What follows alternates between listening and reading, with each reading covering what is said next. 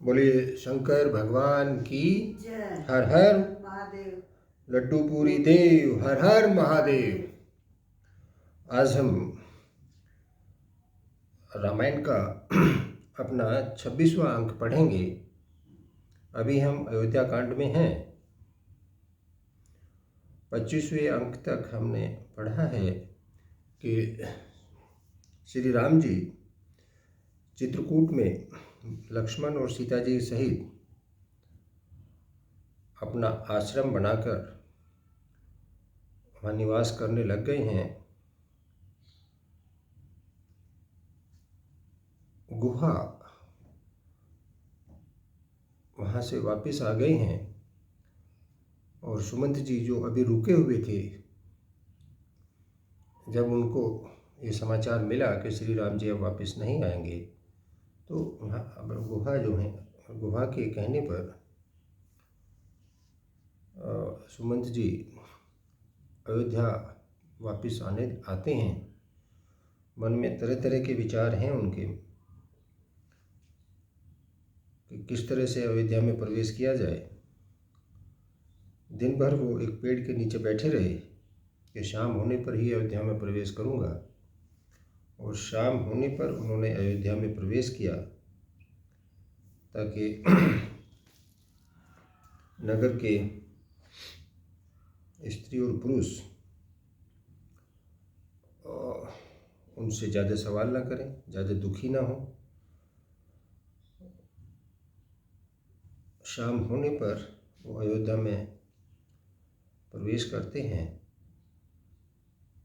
यहाँ से आगे का वृत्तांत हम अपने आज के 26वें अंक में पढ़ेंगे। आशा है हमारे साथ आप भी इसको सुनेंगे और श्री रामचंद्रित मानस का आनंद लेंगे। बोलिए शंकर भगवान की जय। हर हर महादेव।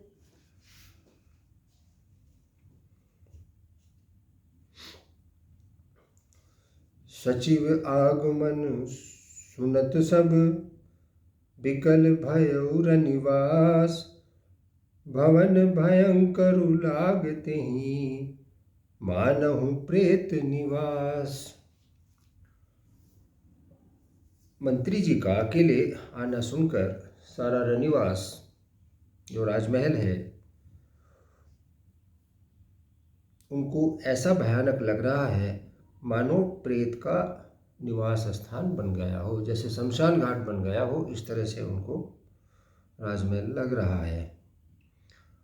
अति आरती सब पूछे ही रानी, उतरव न आवे बिकल भई बानी। सुनई न श्रवण नयन नहीं सूझा, कहूँ कहाँ नृप तेहि बूझा। अत्यंत आर्त होकर, बहुत ही दीन होकर रानियां पूछती हैं, पर सुमंत जी कुछ उत्तर नहीं दे पाते हैं। उनकी वाणी विकल हो गई है, बिल्कुल रुक गई है। न कानों से सुनाई पड़ता है और न ही आँखों से कुछ सूझता है। वे जो भी सामने आता है उससे पूछते हैं, कहो राजा कहाँ है। सुमंत जी जो भी सामने आता है, उनकी अपनी दशा तो बहुत अच्छी नहीं है। ना उनकी वाणी से कुछ निकल रहा है और ना ही वो नेत्रों से कुछ सुझा पा रहे हैं। जो भी उसके सामने आता है सुमंत जी के, उनसे वो पूछते हैं कि भाई राजा जी कहाँ पर हैं। दासिन देख सचिव बिकलाई, कौशल्या गृह गई लवाई। जाय सुमंत दीख कस राजा, अमीय रहित जनु चंद विराजा। दासियां मंत्री को व्याकुल देखकर उन्हें कौशल्या के महल में लिवा ले गई।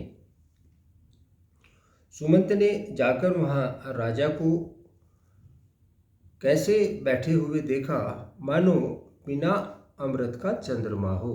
राजा ऐसे हैं कि उनकी कांति विहीन हो राजा बैठे हुए हैं, तो सुमंत जी को ऐसा लगा कि जैसे बिना अमृत का ये चंद्रमा है। आसन शयन विभूषण हीना, परेउ भूमि तल निपट मलीना। ले ओ सासु सोच एहि भांति, सुरपुर ते जनु खनस्यु जजाति। राजा दशरथ आसन सैया और आभूषणों से रहित बिल्कुल उदास मलिन पृथ्वी पर पड़े हुए हैं। वे लंबी सांसें लेकर इस प्रकार सोच करते हैं मानो राजा ययाति स्वर्ग से गिरकर सोच रहे हों। ऐसा लगता है कि महाराज ययाति जो थे उनका स्वर्ग से निष्कासन हो गया है और वो पृथ्वी पर गिर कर ऐसा कुछ सोच रहे हैं।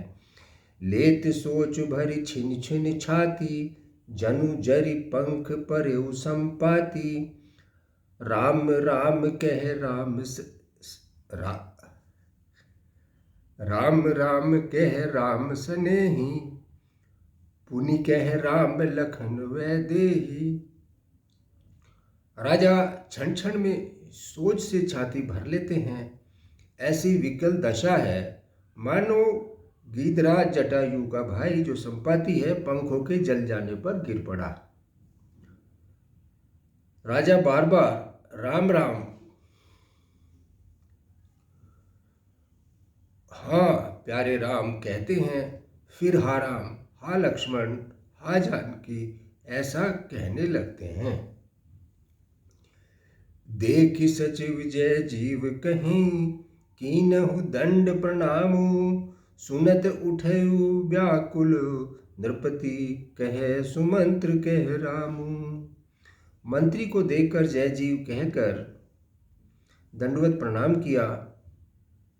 मंत्री ने राजा को दंडवत प्रणाम किया। उनको देखकर सुनते ही राजा व्याकुल होकर उठे और बोले, सुमंत कहो राम कहाँ हैं? भूप सुमंत्र लीन उरलाई, बूढ़त कछु आधार जनु पाई। सहित स्नेह निकट बैठारी, पूछत राव नयन भरी बारी। राजा ने सुमंत को हृदय से लगा लिया मानो डूबते हुए आदमी को कुछ सहारा मिल गया हो। मंत्री को स्नेह के साथ बैठाकर नेत्रों में जल भरकर राजा पूछने लगे, राम कुशल कहु सखा स्नेही। राम कुशल कहु सखा स्नेही, कह रघुनाथ लखन वैदेही। आनि फेर के बनहि सिधाए, सुनत सचिव लोचन जल छाए। राजा दशरथ सुमंत जी को कहते हैं कि हे मेरे प्रेमी सखा, श्री राम की कुशलता कहो। बताओ श्री राम, लक्ष्मण और जानकी कहाँ हैं? उन्हें लौटा लाए हो कि वे वन को चले गए? यह सुनते ही मंत्री के नेत्रों में जल भर आया। शोक विकल पुनि पूछ नरेशु, कहु सिय राम लखन संदेशु। राम रूप गुणशील स्वभाव, सुमरी सुमरी और सोचत राऊ। शोक से व्याकुल होकर राजा फिर पूछते हैं कि सीता राम लक्ष्मण का संदेशा तो कहो। वो संदेश उन्होंने भेजा होगा तो वो संदेशा तो आप कहिए। श्री रामचंद्र जी के रूप, गुणशील और स्वभाव को याद कर राजा दशरथ हृदय में सोच करते हैं। राव सुनाय दीन वनवासु, सुनि मन भयउ न हरासु। सो सुत बिछुरत गए न प्राणा, को पापी बड़ मोहि समाना। क्या बात है। वो कहते हैं, राजा दशरथ कहते हैं कि मैंने राजा होने की बात सुनाकर उनको वनवास दे दिया है। यह सुनकर भी राम के मन में हर्ष और विषाद नहीं हुआ, ना हर्ष हुआ ना विषाद हुआ। ऐसे पुत्र के बिछड़ने पर भी मेरे प्राण नहीं गए, तब मेरे समान बड़ा पापी कौन होगा। राजा दशरथ विलाप कर रहे हैं कि भाई मैंने ऐसे पुत्र को मेरा पुत्र ऐसा बिछड़ गया है, तब भी मेरे प्राण नहीं निकले हैं, तो मेरे समान बड़ा पापी कोई नहीं है। सखा राम सिय लखन जहें, तहाँ मोहि पहुँचाओ, नाही ते चाहत चलन अब, प्राण कयऊ सति भाव। हे सखा, श्री राम, जानकी और लक्ष्मण जहाँ हैं, मुझे भी वहीं पहुँचा दो, नहीं तो मैं सत्य भाव से कहता हूँ कि मेरे प्राण अब चलना ही चाहते हैं। राजा कहते हैं कि भैया बस मैं निकलना चाहता हूँ, या तो मुझे वहाँ पहुँचा दीजिए, नहीं तो मेरे प्राण अब निकलना चाहते हैं। पुनि पुनि पूछत मंत्री हिराऊ, प्रियतम सुनऊ संदेश सुनाऊ, करहि सखा सोई बेगी उपाऊ, राम लखन सिय नयन दिखाऊ। राजा बार बार मंत्री से पूछते हैं कि मेरे प्रियतम पुत्रों का संदेशा सुनाओ। हे सखा, तुम तुरंत वही उपाय करो जिससे श्री राम, लक्ष्मण और सीता जी को मुझे आंखें दिखा दो, मुझे मेरी आंखों से उनको दिखा दो। आप इस तरह का उपाय करिए। सचिव धीर धरि कह मृदुबानी, महाराज तुम पंडित ज्ञानी, वीर सुधीर धुरंधर देवा, साधु समाज सदा तुम सेवा। सुमंत जी कहते हैं कि हे राजा, सुमंत जी धीरज धर कर उनको कोमल वाणी से कहते हैं कि महाराज, आप पंडित और बड़े ज्ञानी हैं। हे देव, आप सूरवीर तथा उत्तम धैर्यवान पुरुषों में श्रेष्ठ हैं। आपने सदा साधुओं के समाज का सेवन किया है।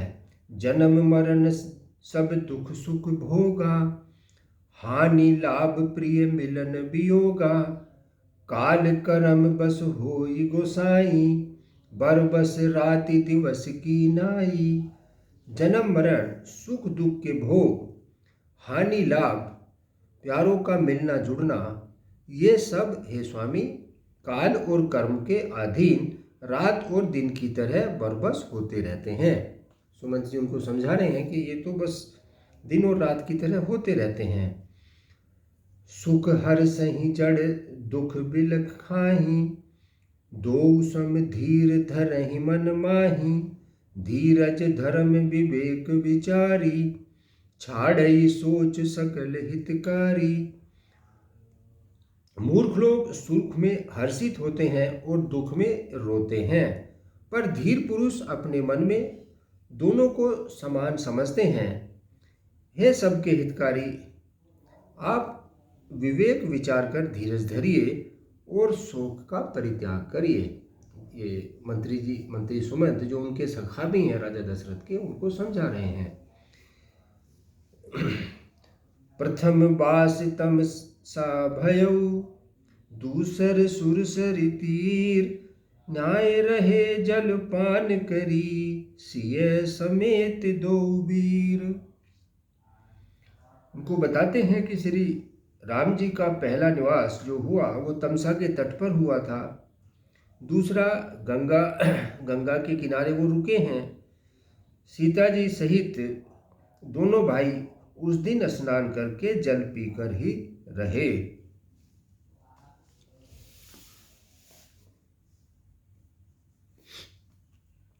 केवट कीन बहुत सेवकाई, सो जामिनी सिंगरोर गवाई, होत प्रात बट छीरु मंगावा,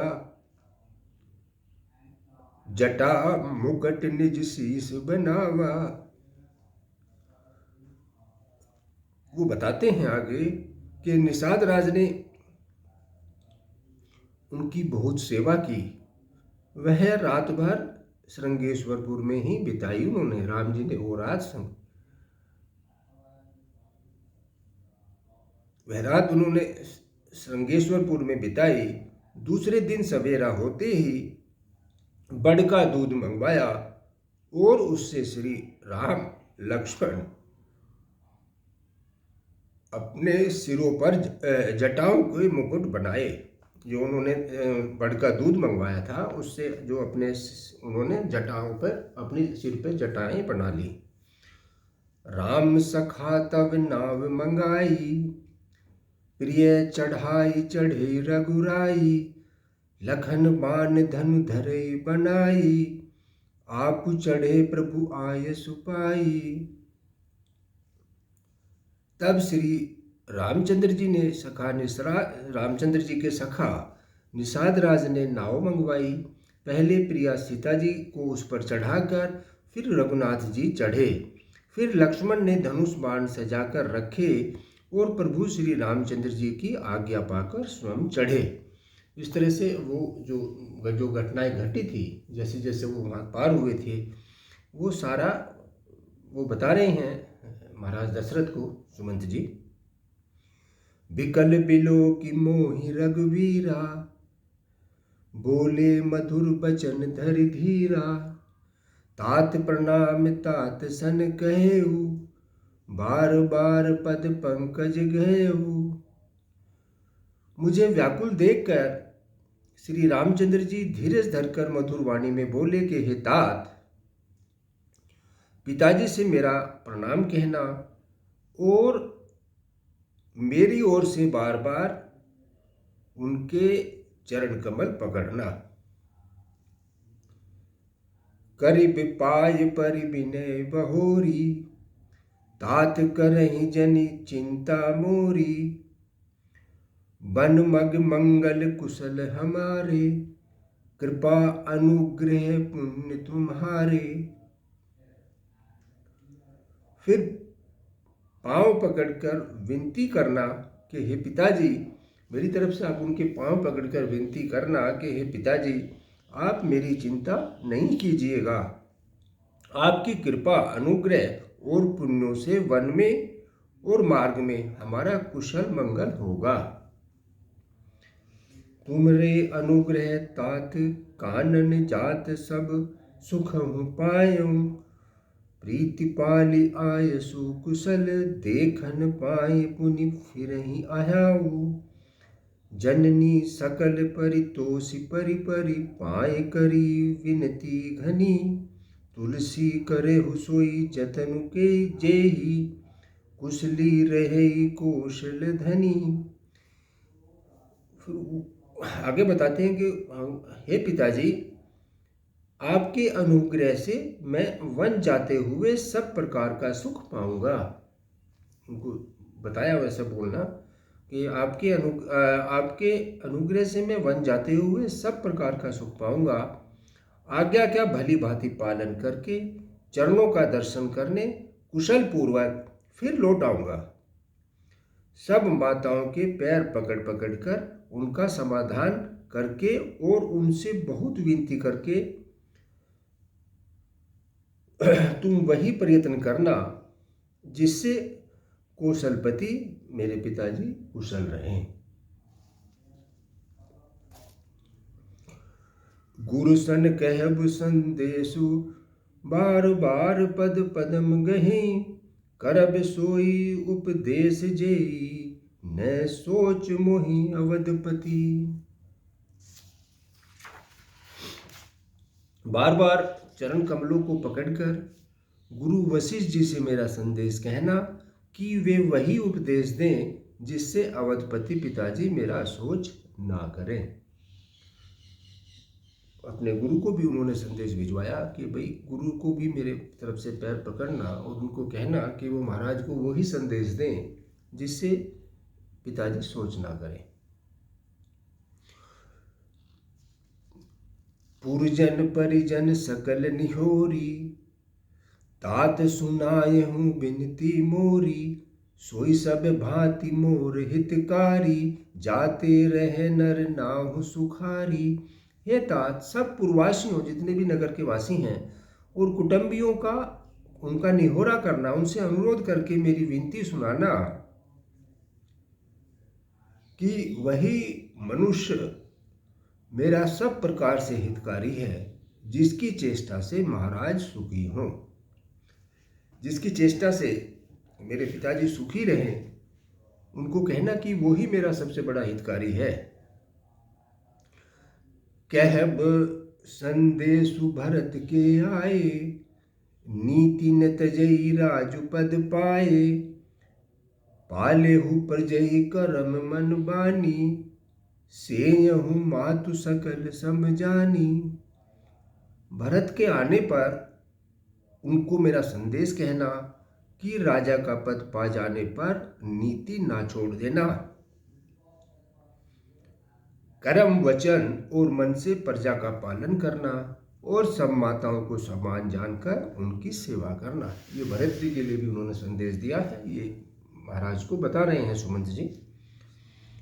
और निभाएउ भायप भाई, करि पितु मातु सुजन सेवकाई, तात भांति तेहि राखउ राउ, सोच मोर जेहि करई न काऊ। और हे भाई, पिता माता और स्वजनों की सेवा करके भाईपन को अंत तक निभाना। हे तात, पिताजी को उसी प्रकार से रखना जिससे वे कभी किसी भी तरह से मेरा सोच ना करें। भरत के लिए ये संदेश है कि पिताजी को भी ऐसे रखना कि वो मेरा सोच ना करें। लखन कहे कछु बचन कठोरा, मंत्री फिर उनको कहता है कि लखन कहो कछु बचन कठोरा, बरजी राम पुनि मोहिनी होरा, बार बार निज शपथ दिवाई, कहिबे न तात लखन लड़काई। फिर कहते हैं, उनको बताते हैं कि लक्ष्मण जी ने कुछ कठोर वचन कहे हैं, किंतु श्री राम जी ने उन्हें बरस कर फिर मुझसे अनुरोध किया, उनको रोक कर मेरे से अनुरोध किया है कि, और बार बार ये सौगंध दिखाई है कि हे तात, लक्ष्मण का लड़कपन वहां नहीं कहना। पिताजी को जो लक्ष्मण ने बातें कही हैं वो नहीं कहना है। कही परनाम कछु कहन लिए, सिय भई शिथल स्नेह, थकित बचन लोचन सजल, पुलक पल्लवित देह। प्रणाम कर सीता जी भी कुछ कहने लगी थी, परंतु स्नेहवश वे शिथिल हो गई, कुछ कह नहीं पाई। उनका वो स्नेहवश उनका शरीर शिथिल हो गया और वो कुछ नहीं कह पाई हैं। उनकी वाणी रुक गई, उनके नेत्रों में जल भर आया और शरीर में रोमांच व्याप्त हो गया। इसलिए सीता जी जो कहना चाहती थी वो नहीं कह पाई हैं। तेहि अवसर रघुवीर रुख पाई, केवट पानहि नाव चलाई, रघुकुल तिलक चलहि एहि भांति, देखऊ ठाट कुलिस धरि छाती। उसी समय श्री रामचंद्र जी का रुख पाकर केवट नदी पार करने के लिए उन्होंने नाव चला दी। केवट ने, जब ये सारी बातें हो रही थी उसी समय केवट ने नाव चला दी वहां से। इस प्रकार रघुवंश तिलक श्री रामचंद्र जी चल दिए और मैं छाती पर वज्र रखकर खड़ा खड़ा देखता रहा। तो ये वृत्तांत उन्होंने महाराज दशरथ को सुनाया सुमंत जी ने। मैं आपन किमि कहूँ कलेसु, जियत फिरे उलेहि राम संदेशु, अस कहि सचिव बचन रहि गयऊ, हानि गलानि सोच बस भयऊ। मैं अपने कलेश को कैसे कहूँ जो श्री राम जी का यह संदेशा लेकर जीता हुआ आपके पास लौट आया हूँ। ऐसा कहकर मंत्री की वाणी रुक गई, वे चुप हो गए और वे हानि की गलानी और सोच के वश हो गए। मंत्री जी भी जो हैं उनका शरीर भी शिथिल हो गया है। सूत बचन सुनते ही नर नाहु, परे उधरनी उर दारुण दाहु, तलफत विषम मोह मन मापा, माजा मने हुमीन कहु व्यापा। सारथी सुमंत के वचन सुनते ही राजा पृथ्वी पर गिर पड़े। उनके हृदय में भयानक जलन होने लगी है, वे तड़फने लगे। उनका मन भीषण मोह से व्याकुल हो गया, मानो मछली को माजा व्याप्त हो गया हो। पहली वर्षा का जल, माजा जो पहली वर्षा होती है तो उस मछली को उसका जो जल लग जाता है उससे फिर वो माजा लग जाता है तो तड़पती है। करी बिलाप सब रोवहि रानी, महाविपत्ति की मिचाए बखानी। सुनी बिलाप दुख दुखहु दुख लागा, धीरजहु कर धीरजु भागा। सब रानियां विलाप करके रो रही हैं। उस महान विपत्ति का कैसे वर्णन किया जाए। उस समय के विलाप को सुनकर दुख को भी दुख लगा। तुलसीदास जी यहाँ पे लिखते हैं कि वो जो विलाप, जो वहाँ पे विलाप हो रहा था, उसको सुनकर जो दुख है उसको भी दुख हुआ और धीरज का भी धीरज टूट गया। भयउ कोलाहल अवध अति, सुनिंद्रप राउर सोरु। विपुल विहग बन परेउ निसी, मानहु कुलिस कठोरु। राजा के रनवास में रोने का शोर सुनकर अयोध्या में बड़ा भारी कोहराम मच गया। ऐसा जान पड़ता था मानो पक्षियों के विशाल वन में रात के समय कठोर वज्रपात हो गया हो। प्रातः कंठगत भयो भुआलु, मणि विहीन जनु व्याकुल व्यालु।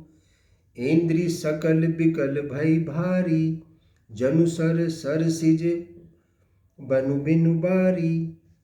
राजा के प्राण कंठ में आ गए। मानो कैसे आ गए? ऐसे मानिए कि जैसे मणि के बिना सांप व्याकुल हो जाता है, मरण अवस्था को हो जाता है। उनकी सब इंद्रियां विकल हो गई, मानो बिना जल के तालाब में कमलों का वन मुरझा गया हो। कौशल्या नृप देख मलीना, रविकुल रवि अथयं जिय जाना।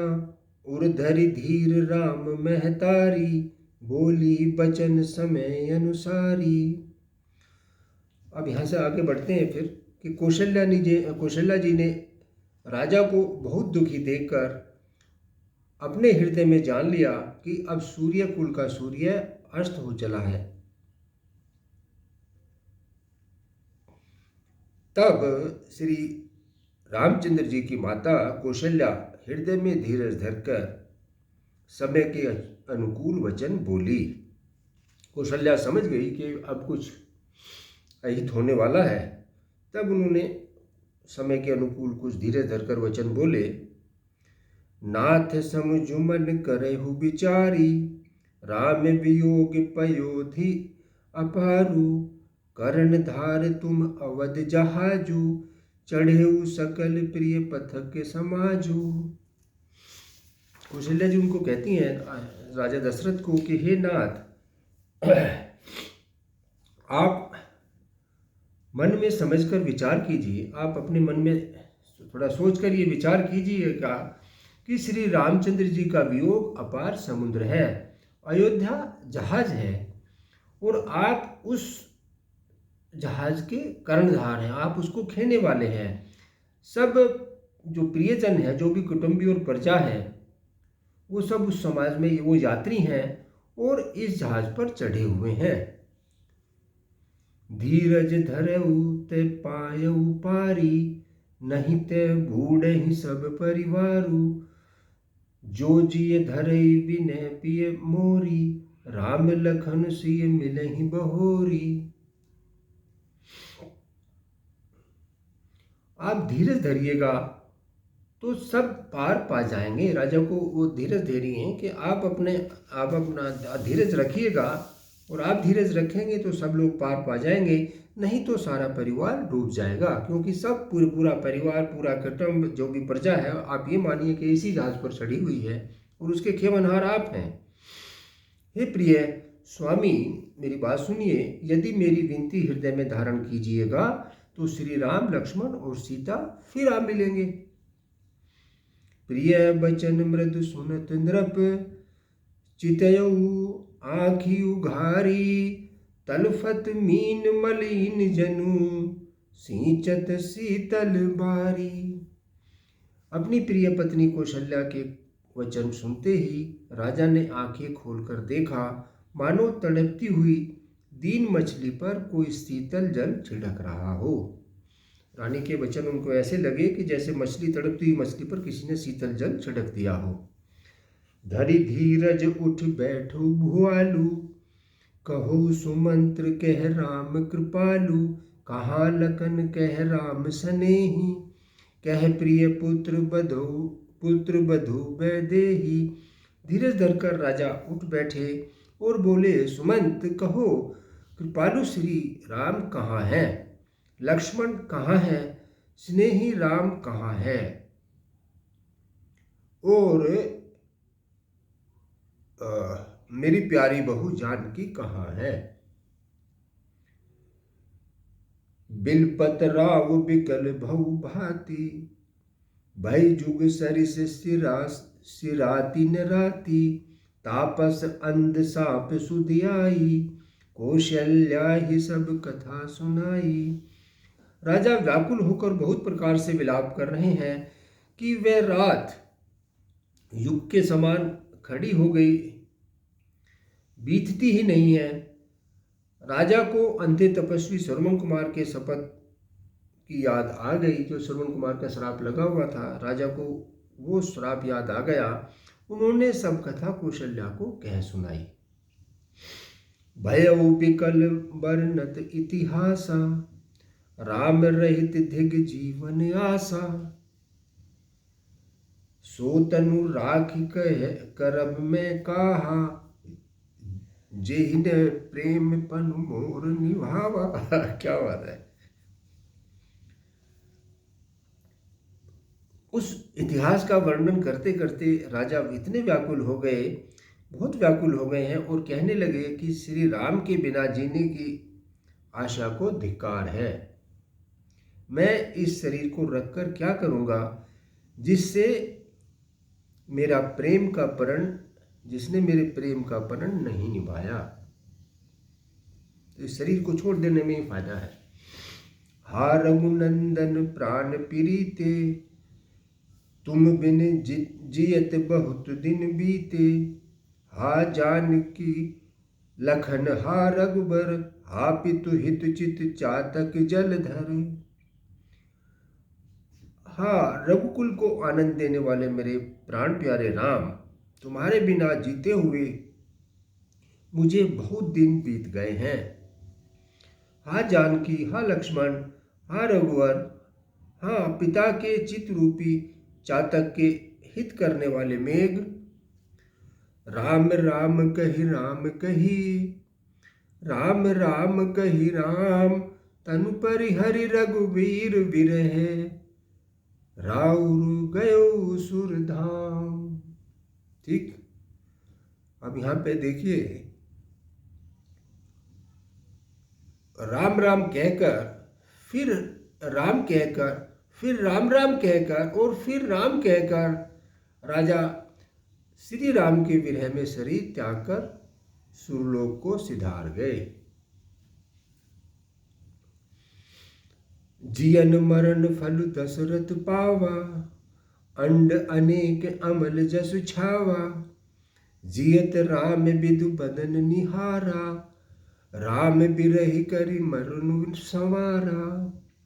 जीने और मरने का फल तो दशरथ जी ने पाया है। तुलसीदास जी यहाँ लिखते हैं कि जीने और मरने का फल तो दशरथ जी ने पाया, जिसका निर्मल यश अनेकों ब्रह्मांडों में छा गया। जीते जी तो श्री रामचंद्र जी के चंद्रमा के समान मुख को देखा और श्री राम जी के विरह को निमित्त बनाकर अपना मरण सुधार लिया। जब तक जिए तब तक श्री राम जी के साथ उनके जो चंद्रमा स्वरूप जो उनका मुख था उसको देखते रहे, और जब उन्होंने शरीर त्याग दिया तो इस निमित्त में त्याग दिया कि श्री राम जी के निमित्त में अपना शरीर त्याग दिया और अपना मरण भी उन्होंने सुधार लिया। शोक बिकल सब रोवहि रानी, रूपशील बल तेजु बखानी। करहि बिलाप अनेक प्रकारा, परहि भूमि तल बारहि बारा। सब रानियां शोक के मारे व्याकुल होकर रो रही हैं। वे राजा के रूपशील बल और तेज का बखान कर करके अनेकों प्रकार से विलाप कर रही हैं और बार बार धरती पर गिर गिर कर पड़ती हैं। विलपहि बिकलता सुअर दासी, घर घर रुदन करहि पुरबासी। अथयं आज भानुकुल भानु, धर्म अवधि गुण रूप निधानु। दासी गण व्याकुल हो कर विलाप कर रहे हैं और नगरवासी घर घर में रो रहे हैं। कहते हैं कि आज धर्म की सीमा, गुण और रूप के भंडार, सूर्य कुल के सूर्य अस्त हो गए। गारी सकल के कहीं देही, नयन विहीन कीन जग जेही। एहि विधि बिलपत रे निबिहानी, आए सकल महामुनि ज्ञानी। सब केकई को गालियां देते हैं कि संसार भर को बिना नेत्र का अंधा कर दिया है। इस प्रकार विलाप करते करते रात बीत गई। प्रातःकाल सब बड़े बड़े ज्ञानी मुनि आए। सुबह होने पर ज्ञानी मुनि आए, लेकिन रात ऐसे ही गुजर गई। तब वशिष्ठ मुनि समय सम, कहीं अनेक इतिहास। शोक निवारहु सब ही कर, निज विज्ञान प्रकाश। तब वशिष्ठ मुनि ने समय के अनुकूल अनेक इतिहास कहकर अपने विज्ञान के प्रकाश से सबका शोक दूर किया। तेल नाव भरी द्रप तनु राखा, दूत बुलाए बहुरी यस भाषा। धावहु बेग भरत पहि जाऊं, नृप सुधि कतहु कहु जनिकाहु। वशिष्ठ जी ने नाव में तेल भरकर राजा के शरीर को उसमें रखवा दिया ताकि शरीर सुरक्षित रहे। फिर दूतों को बुलवाकर उनसे कहा कि तुम लोग जल्दी दौड़कर भरत के पास जाओ। राजा की मृत्यु का समाचार कहीं किसी को नहीं कहना है। भरत को लेकर आना है, लेकिन वहां जाकर राजा की मृत्यु का समाचार ऐसे नहीं कहना है। ऐते ही कहूँ भरत सन जाई, गुरु बुलाए पठऊ दो भाई। सुनि मुनि आयस धावन धाये, चले बेग बरबाजी लजाए। जाकर भरत से सिर्फ इतना ही कहना है कि दोनों भाइयों को गुरुजी ने बुलवा भेजा है।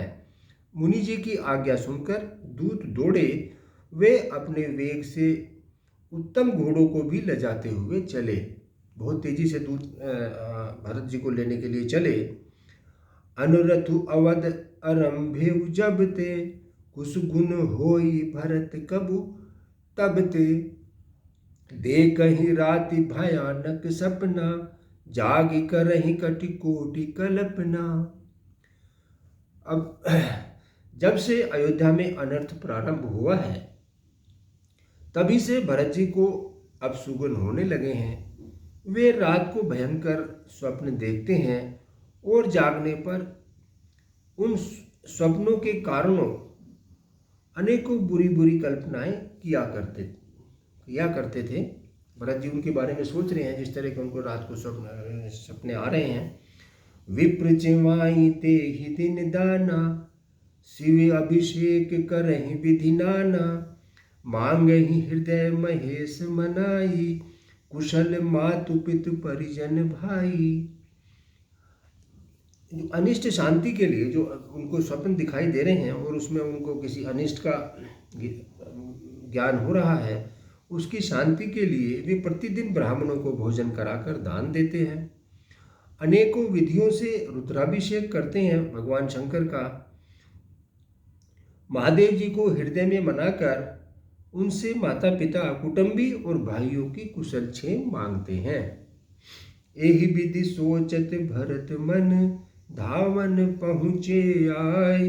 गुरु अनुशासन श्रवण सुनी, चले गणेश मनाए। भरत जी इस प्रकार मन में चिंता कर रहे थे कि दूत पहुंच गए। गुरुजी की आज्ञा कानों में सुनते ही वे गणेश जी को मनाकर चल पड़े। भरत जी ननिहाल से चल पड़े। चले समीर बेग है हाँ के, नागत सरित सैल बन बाके, हृदय सोच बड़ कछु न सुहाई, अस जानहि जिय जाऊ उड़ाई। हवा के समान वेग वाले घोड़ों को हाँकते हुए वे विकट नदी, पहाड़ और जंगलों को लांघते हुए चले। उनके हृदय में बड़ा सोच था, कुछ सुहाता न था। मन में ऐसा सोचते थे कि उड़कर अयोध्या पहुंच जाऊं। एक निमष बरस सम जाई, एहि विधि भरत नगर ने एहि विधि भरत नगर नियराई। असगुन होई नगर पैठारा, रटहि कुभांति कुखेत करारा। एक एक क्षण, एक एक निमेष उनका वर्ष के समान बीत रहा था। इस प्रकार भरत जी नगर के निकट पहुंच गए, अयोध्या के निकट पहुंच गए। नगर में प्रवेश करते समय अपशकुन होने लगे। कुएं बुरी तरह बैठकर बुरी तरह से कांव कांव कर रहे हैं। खर सिंहार बोल ही प्रतिकूला, सुन मुनि होई भरत मन सूला। श्रीहत सर सरिता बन बागा, नगरऊ विशेषी भयावनु लागा। गधे और सियार विपरीत बोल रहे हैं। यह सुनकर भरत जी के मन में बड़ी पीड़ा हो रही है। तालाब, नदी, वन, बगीचे सब शोभाहीन हो गए हैं। नगर बहुत ही भयानक लग रहा है। खग मृग है गए जाहि न जोए, राम वियोग कुरोग बिगोए। नगर नारी नर निपट दुखारी, मनहु सबन सब संपत्ति हारी। श्री राम जी के वियोग में श्री राम जी के वियोग रूपी रोग से सताए हुए पशु पक्षी, घोड़े, हाथी ऐसे दुखी हो रहे हैं कि उनको देखा नहीं जा सकता है। नगर के स्त्री पुरुष अत्यंत दुखी हो रहे हैं, मानो सब अपनी अपनी सारी संपत्ति हार बैठे हैं। पुरजन मिलहिन कहु कछु, गवहि जोरा हरि जाई। भरत कुशल पूछी न सकहीं, भय विषाद मन माही। नगर के लोग मिलते हैं पर कुछ कहते नहीं, चुपके से जोहार करके उनकी वंदना करके चले जाते हैं। भरत जी भी किसी से कुशल पूछ नहीं पा रहे हैं, क्योंकि उनके मन में भय और विषाद छा रहा है। डर के मारे वो भी किसी को नहीं पूछ पा रहे हैं। हाट बाट नहीं जाई निहारी, जनपुर दह दिशि लागे दवारी। आवत सुत सुन के कह नंदनी, हर सिर बिकुल जल रोहु चंदनी। बाजार और रास्ते देखे नहीं जाते हैं, मानो नगर में 10 दिशाओं में दावाग्नि लगी हुई है। ऐसा लगता है कि नगर की 10 दिशाओं में अग्नि दावाग्नि फैल गई है। पुत्र को आते सुनकर सूर्य कुल रूपी कमल के लिए चांदनी रूपी केकई बड़ी हर्षित हुई। सजी आरती मुदत उठी धाई, द्वार ही भेंट भवन ले आई। भरत दुखित परिवारु निहारा, मानहु तुहिन बनज तनु मारा। वह आरती लेकर सजाकर आनंद से भरकर उठकर दौड़ी और दरवाजे पर ही मिलकर भरत शत्रुघ्न को महल में ले आई है। भरत ने सारे परिवार को दुखी देखा, मानो कमल के वन को पाला मार गया हो। पर भरत जी ने देखा कि जैसे कमल के वन को पाला मार देता है, उसमें पाले में सूख जाते हैं कमल। परिवार की उस तरह की हालत भरत जी ने देखी कि कहीं हर्षित एहि भांति, मनु मुदित तव लाय किराती। सुतहि ससोच देखी मनु मारे, पूछति ने हर कुशल हमारे। एक केकई कि ऐसी हर्षित दिखाई देती है, मानो भिलनी जंगल में आग लगाकर आनंद में भर रही हो। कि भिलनी ने जंगल में आग लगा दी है और वो हर्षित हो रही है कि इस तरह से उनको दिखाई दे रही है। पुत्र को सोचवश और बहुत उदास देखकर वह पूछने लगी कि मेरे नैहर में तो सब ठीक ठाक हैं, सब कुशल हैं। सकल कुशल कहीं भरत सुनाई, पूछी निज कुल कुशल भलाई। कहूँ कहतात कहाँ सब माता, कह कहु तात कहाँ सब माता। कह सिय राम लखन प्रिय भ्राता। भरत जी ने सबकी कुशल कौशल्या को अपनी माँ को बताई, फिर अपने कुल की कुशल छेम पूछी। भरत जी ने कहा, कहो पिताजी कहाँ हैं? मेरी सब माताएं कहाँ हैं? सीता जी और मेरे प्रिय प्यारे भाई राम लक्ष्मण कहाँ हैं? सुनि सुत बचन स्नेह में, कपट नीर भरि नैन। भरत श्रवण मन सूल सम, पापिनी बोली बैन। भरत के स्नेह में वचन सुनकर नेत्रों में कपट का जल भरकर पापिनी केकई भरत के कानों में और मन में शूल के समान चुभाने वाले वचन बोली। अब वो बोलती है केकई, तात सकल में सकल संवारी, तात बात में सकल संभारी। भय मंथरा साहे बिचारी, कछुक काज विधि बीच बिगारेऊ। भूपति सुरपति पुर पग धारेऊ। क्या बोलती है वो? जो कह रहे हैं कि कानों में सूल के समान चुभने वाले वचन बोलती है कि हे तात, मैंने सारी बात बना ली थी। भरत को कहती है कि हे तात, मैंने सारी बात बना ली थी। बेचारी मंथरा बहुत सहायक हुई है, पर विधाता ने बीच में जरा सा काम बिगाड़ दिया है। वह यह है कि राजा देवलोक को पधार गए हैं। कितनी बड़ी बात उसने कितने सहज वे में उसको कह दी। सुनत भरत भय विबस विषादा, जनु समय करके हरिनादा। तात तात हा तात पुकारी, परे भूमि तल व्याकुल भारी। भरत यह सुनते ही विषाद के मारे बेहाल हो गए हैं, मानो सिंह की गर्जना सुनकर हाथी सहम गया हो। वे तात तात हा तात पुकारते हुए अत्यंत व्याकुल होकर जमीन पर गिर पड़े। चलत न देखन पायहु तो ही, तात न राम ही सोपे ही मोही।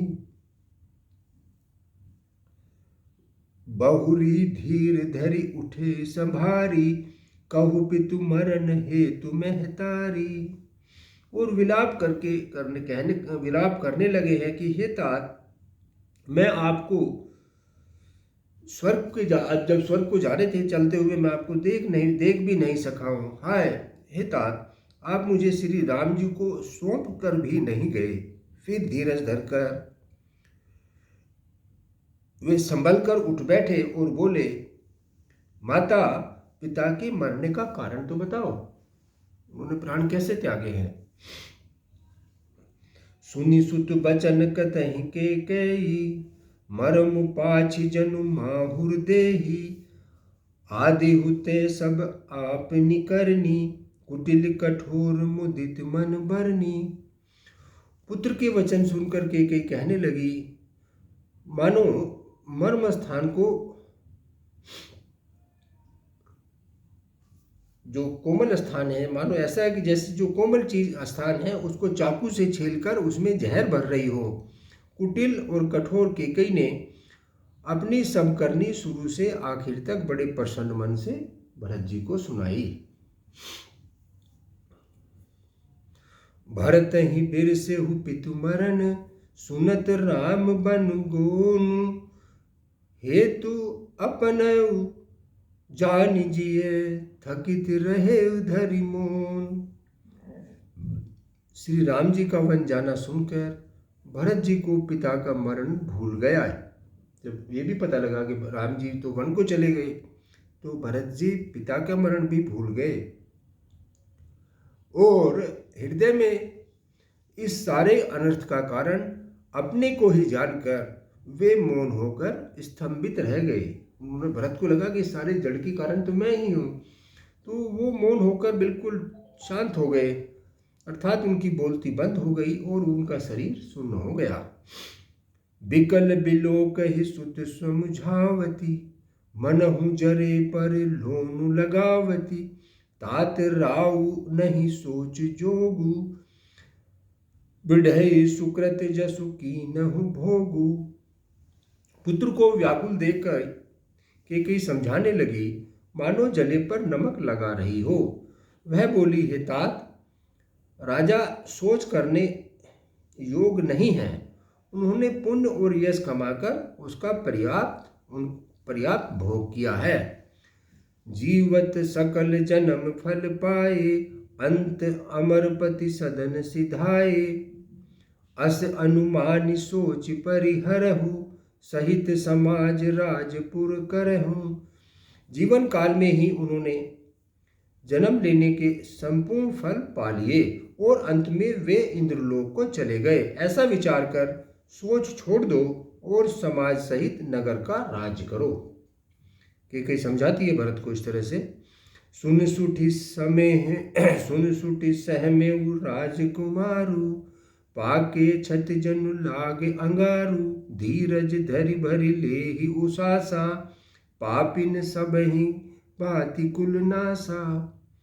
राजकुमार भरत जी यह सुनकर बहुत ही सहम गए, मानो पके घाव पर अंगार छू गया हो। उन्होंने धीरज धरकर बड़ी लंबी लंबी सांसें लेते हुए कहा कि पापनी, तूने सभी तरह से कुल का नाश कर दिया।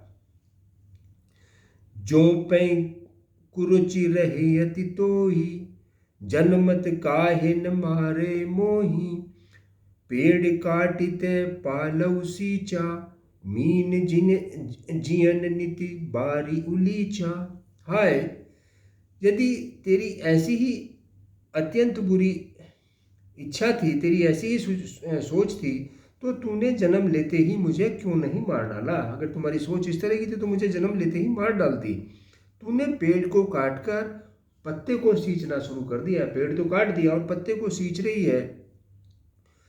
और मछली के जीने के लिए पानी को उलीच डाला है। मछली, पानी को तूने निकाल दिया और मछली को चाहती है कि वो जी, अर्थात मेरा हित करने का सोचकर तूने उल्टा मेरा अहित कर दिया।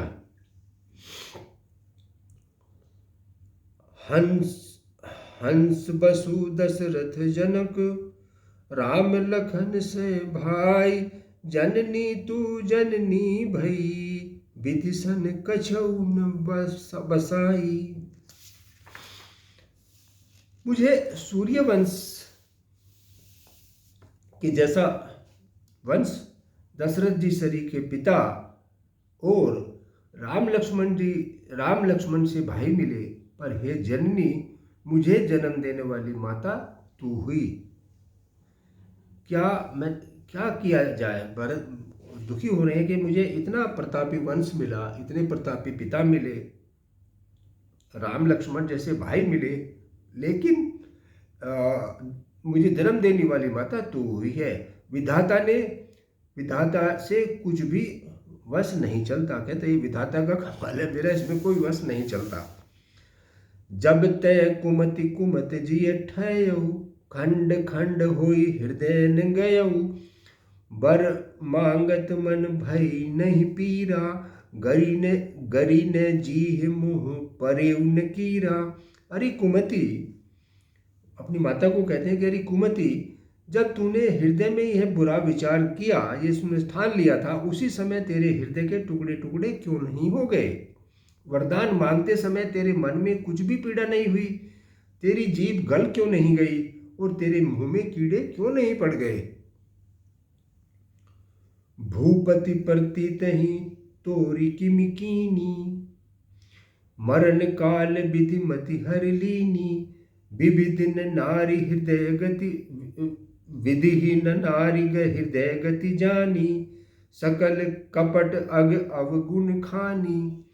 राजा ने तेरा विश्वास कैसे कर लिया जान पड़ता है विधाता ने मरते समय उनकी बुद्धि हर ली। भरत जी को बड़ा रोष हो रहा है अंदर से। वो कहते हैं कि लगता है फट मेरे पिताजी की भी बुद्धि जो है ना विधाता ने हर ली।